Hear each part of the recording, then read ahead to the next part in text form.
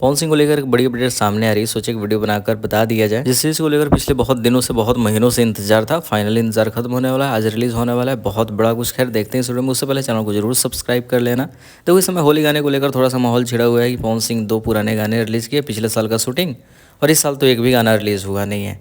कल खैर गाने की रिकॉर्डिंग कंप्लीट हो गई है और वीडियो तो पहले से कंप्लीट हुआ है। तो बस मिक्स करके आज शाम या कल सुबह तक पोस्टर आ जाएगा, तो होली गाने का अपडेट मिल ही गया।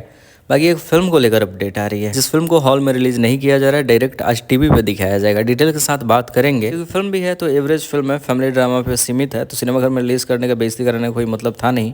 इसलिए पवन सिंह एंड टीम ने डिसाइड किया है कि इसको टीवी पे दिखाया जाए, रैपचिक चैनल पे। फिल्म का नाम है आज हमारे प्यार के शादी बा। पवन सिंह हो तो जरूर डरना।